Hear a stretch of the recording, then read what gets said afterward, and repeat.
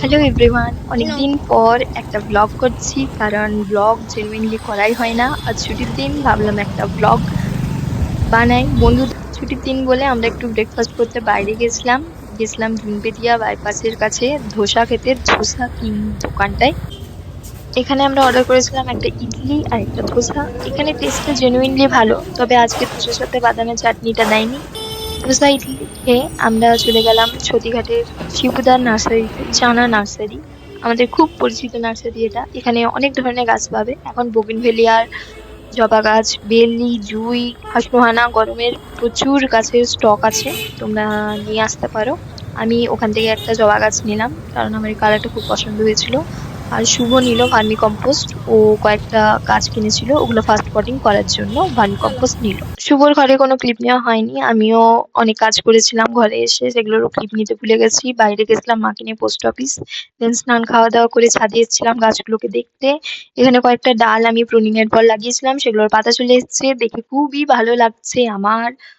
And এরপর আমি গাছগুলোকে একটু কেয়ার করলাম, খাবার দিলাম, জল দিলাম। এই গাছের কাজ করে পর আমি একটু ঘুমিয়ে গেছিলাম, এবং ঘুমিয়ে উঠে পর নিচে এসে দেখি মা বানিয়েছে ফুচকা। তো ফুচকা খাওয়ার আমার একটু ইচ্ছা ছিল না আজকে, কারণ আমি জিম যাবো ভেবেছিলাম, যেটা পরে যাওয়া হয়নি।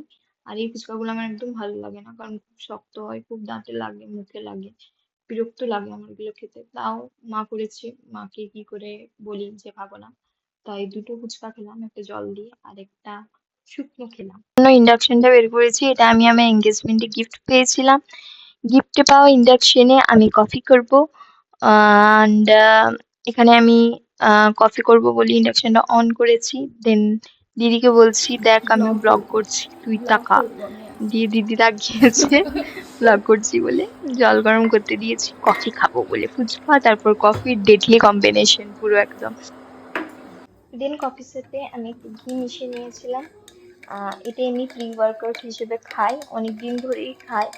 এরপরে জানি না, অনেকে ঠিক ভুল অনেক কিছুই বলবে, কিন্তু আমি খাই।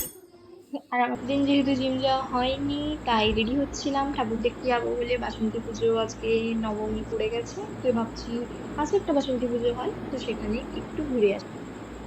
রেডি রেডি হয়ে বেরিয়ে গেছিলাম, অনেক রাস্তা ঘুরে, সব দিকে অনেক ঘুরে ঘুরে এলাম। মেলা বসেছে ঠাকুর দেখবো বলে যাচ্ছি। এই হলো ঠাকুর, জিনাসিনী মেলার ভিতরে একটা মূর্তি করে, আর ওখানে জিনাসিনী মায়ের আলাদা করে মূর্তি আছে, একটা গাছের নিচে। তো মন্দিরে এলাম, প্রণাম করলাম, একটুক্ষণ থাকলাম, দেন বেরিয়ে গেলাম। বেশি টাইম স্পেন্ড করিনি, কারণ আমাদেরকে পেট্রোল নিয়ে